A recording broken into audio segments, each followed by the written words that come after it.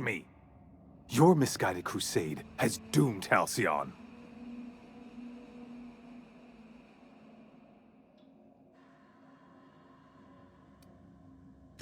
Idiot!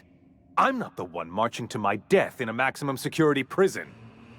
In any other circumstance, I'd admire your boldness. In this one, however, I have only 2 words for you. Fuck off.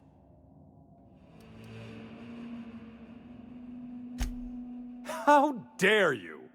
Even thinking about killing the chairman of the Halcyon board is a felony. Thankfully, you're in a prison already. Find the nearest cell and wait until I'm done here. Then I'll drag you to the executioner myself.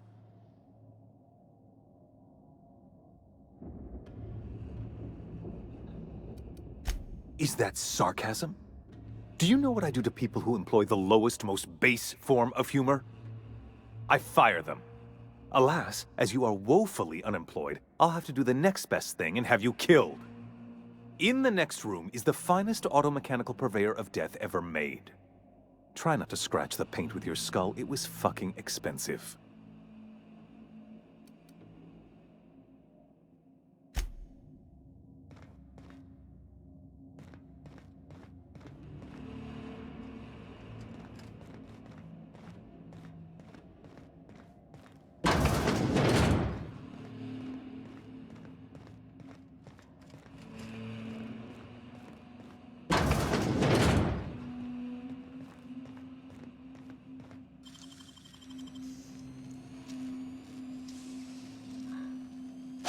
Impressive as always.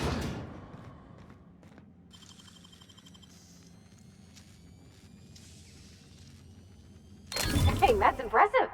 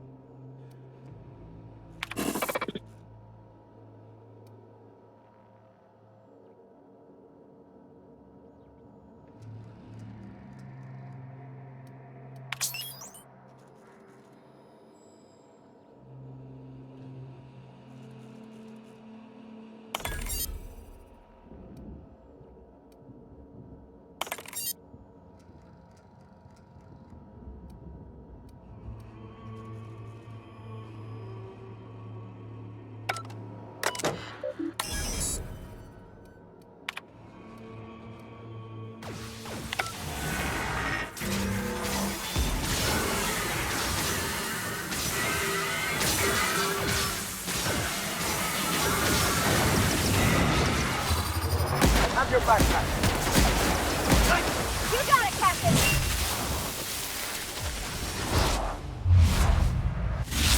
Nothing personal, I swear.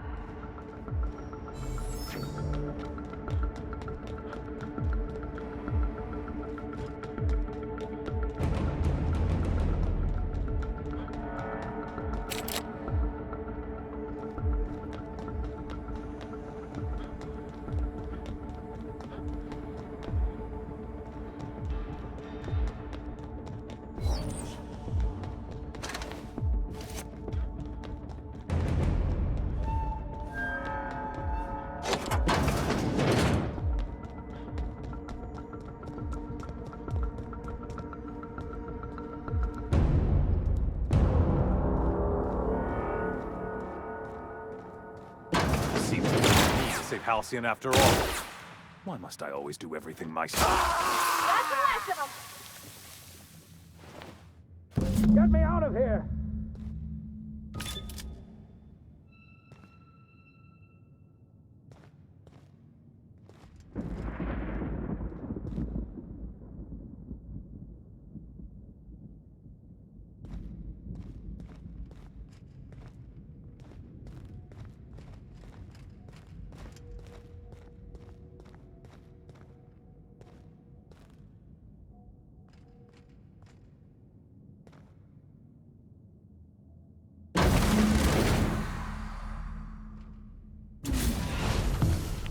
You don't know how glad I am to see you. You lunatic. You broke into the board's own fortress and killed the chairman just to rescue one doddering old man? You are absolutely out of your mind, and I can't begin to thank you enough.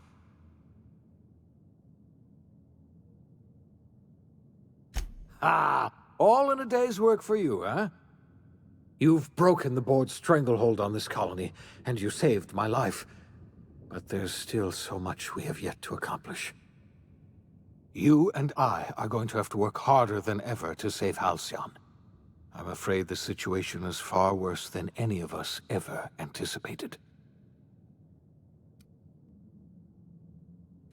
I would like nothing more than to celebrate this victory, but we have a serious problem on our hands.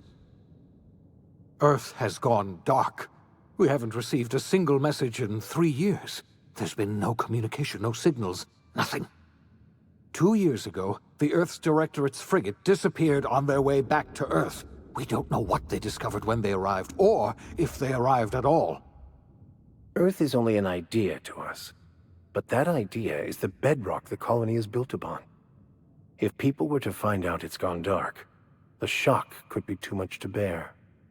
I don't want to imagine what'll happen once news gets out. Let's just keep this between us for now. You mean we're all alone out here? Really alone? I'm afraid so, Miss Holcomb. Halcyon is the only home we have left. Returning to Earth is no longer an option. We're in serious trouble, my friend. Do you know what this means for Halcyon? We can't rely on Earth for support anymore. We've been cut loose. We're entirely on our own. Yes, certainly. I'll help. I don't know what happened, but something must have gone horribly wrong. I don't know why Earth's gone silent. I don't even know if Earth exists anymore. We have no connection back to Earth, and return is likely impossible. We're completely alone out here. You might have heard of the Earth Directorate's frigate. Half the colony's entire military was on that ship. They were returning to Earth when they vanished without a trace. That was 2 years ago. We haven't heard a word from them since. Whatever happened to Earth likely happened to them. I wasn't trying to hide the truth from you, but after all you've done, I owe you an explanation. Yes, I experimented on the Hope's colonists. Each of my experiments ended in catastrophic failure. Each of my subjects died in agony. You are my first and only success. I didn't tell you about the others because I didn't want to burden you. My failures are my own to bear, not yours. I'm not asking you to forgive me. Lord knows I won't forgive myself, but I'm going to try to set things right. My apologies. I need to get a hold of myself. We've far more pressing issues to worry about right now. If you have any more questions, ask me. I'll answer, yes, we do. You've done a marvelous thing. You've succeeded where anyone else would have failed, including me. We must begin the revival process immediately, starting with the Hope's brightest minds, and then we're going to fix this damn colony, one problem at a time. We're going to need a leader, and I can't imagine a better person for the job than you. What do you say, old friend? Will you help us? When I revived you, I thought you were going to help me save this colony. I was wrong. I had our roles reversed, you see. You're the one who's going to save us all. I'm just the one who set you on your path. You're the best thing to ever happen to Halcyon. If you want to take it upon yourself to lead this colony, you have my support. We're not a colony any longer, are we? Our last connection to Earth has been severed, and so we have been set free. Our future is uncertain, and no one knows what tomorrow holds. Exciting, isn't it?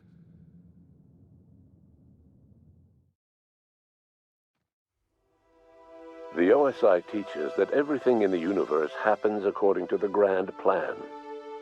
But the stranger that arrived in Halcyon was an unplanned variable. From the moment he landed in Emerald Vale, his actions altered the course of history. The events on Tartarus brought about the end of the board's authority. But the board's mistakes would haunt the colony for decades to come. The damage they left behind would require the work of a generation to repair. Dr. Phineas Wells began reviving a handful of the Hope's colonists: engineers, scientists, technicians, and intellectuals. They were among the brightest minds the Earth had ever sent out into the stars. The Hope scientists and engineers woke up in a colony descending headlong into total collapse. With no way to return to Earth, they had no choice but to band together and devote themselves to the cause of saving Halcyon. The people of Halcyon were nothing if not hardy. In the absence of the board's authority, many of the colony's settlements banded together with a single purpose in mind: survival. Life was especially hard in the years to come. Some towns dissolved by attrition and starvation, but most of them found a way to carry on. In the years to come, Halcyon was forced to reckon with its newfound freedom. The board was gone, and for better or worse, the colony was responsible for its own destiny. Between MSI's worker-centric policies and the iconoclast's manpower, Sanjar and Zora were able to rally many of the Terra 2 townships to their cause. MSI's workforce swelled, and the iconoclasts enjoyed a significant surge in their ranks. The board was too distracted by infighting and internal politics to stop MSI from becoming a powerful corporation and a refuge for townships that might have fallen through the cracks. Sublight Salvage adapted to the changes in Halcyon, shifting their business model to suit the times. Their claims of legitimacy were scrutinized, but ultimately unquestioned. Lilia Hagen would continue to protect her family as ruthlessly as ever. Adelaide McDevitt replaced Reed Thompson as the leader of Edgewater. She and her followers transformed Edgewater in their image. Anyone loyal to Reed was pressured into leaving town, and those who stayed behind adapted to her way of life. Adelaide transformed the old cannery into a new garden. The nearby Edgewater Cemetery provided a convenient source of fertilizer. Under the leadership of Junlei Tennyson, the Groundbreaker held firm against corporate influence. The ship's mechanical stability gave Junlei the time to educate a promising generation of engineers schooled in her family's traditions. The future of the Groundbreaker looks promising. The rediscovery of the Hope and the abandonment of the Lifetime Employment Program forced Byzantium to come to terms with some uncomfortable realities about the state of Halcyon. While Byzantines were reluctant to surrender the luxuries they'd grown accustomed to, the board's diminished authority gave them little choice in the matter. Nearly everyone had to learn to make do with less. Some even had to get jobs. It was a dark time indeed. Your influence shifted Ellie's perspective. She finally admitted, albeit grudgingly, that she just might need other people. Sometimes. With a steady income from the life insurance payouts, she was finally able to afford a ship of her own. She hired a small crew and flew supply missions to communities on the fringe. Some of them were even legal. Life in Halcyon was sobering for Felix Millstone. The grand revolution he dreamed of never came. There was no great awakening for the colony, no celebrations in the streets. There was only the hard, desperate work of trying to repair a broken colony. Felix never had a head for numbers, but if there was labor to be done, he was there to help. Eventually, Felix realized that the work of a revolution was done with two hands. As much as he enjoyed his adventures aboard the Unreliable, the vicar, known as Max, eventually decided that it was time to move on, to live out the life he had sought so long to create. He knew there were many in the colony who carried burdens much worse than the ones he had struggled with, and he devoted himself to easing their suffering wherever he could. He only ever took up arms again to defend the defenseless. Unshackled from a lifetime of striving and fighting the universe and himself, Vicar Maximilian de Soto was finally at peace. Once the matter with the Hope colonists was resolved, Junlei bashfully asked Parvati if she'd like to join her permanently on the Groundbreaker. And Parvati enthusiastically, if somewhat awkwardly, agreed. The stories of her adventures spread across the colony, and Parvati soon found herself the center of attention.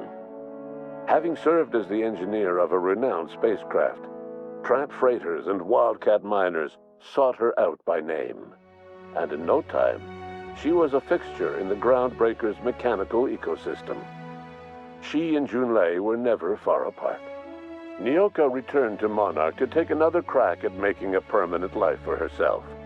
She formed the Charon Group, a mercenary outfit of ragtag survivalists and wilderness experts.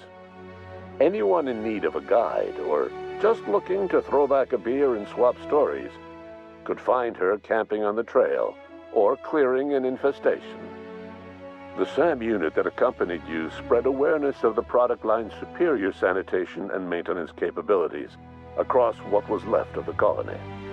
This led to a boost in SAM unit sales. Did you know that SAM units are the longest-lasting, toughest-acting cleaning solution in Halcyon? Minister Clark was released from house arrest, and his contact with you gave him a sense of renewed purpose and vigor. Once it became clear that no help would be coming from Earth, he threw his considerable efforts and talents into helping Halcyon manage the crisis before it. As for Dr. Phineas Wells, he spent his remaining years in his orbital lab. He eventually came to terms with his own past and was able to forgive the mistakes of his younger self by devoting his remaining years to serving the colony. In the end, Dr. Wells was able to save every scientist and engineer aboard the Hope. Over the next decade, nearly all of the Hope's remaining colonists were successfully revived. Halcyon saw a period of rapid technological and scientific advancement. Breakthroughs in dietary supplements saved the colony from starvation. Geoengineering projects and social reforms began to change the structure and character of the colony. Dr. Wells laid the groundwork for the project to save the colony, but he would never live to see the fruits of his labor. He passed away a few years later. His work was carried on by the scientists and engineers he revived. Today, Halcyon has stabilized. The people of the colony work hard to adapt to their new circumstances. Nearby colonies send aid and supplies. Life will never be easy in Halcyon, but for the first time in its history, there exists a sense of real, genuine hope about the future. And what about you, the unplanned variable in the history of Halcyon? Long after Wells passed away, you carried on his work with more energy, determination, and brilliance than he could ever muster. The years that followed were hard, but Halcyon survived by the efforts of the Hope's most promising colonists, the greatest of which was you. No one knows what's happened to Earth, and no one knows what the future has in store for Halcyon. All we know for certain is this: the name of the Unreliable and that of its intrepid captain will remain the subject of countless stories for years to come.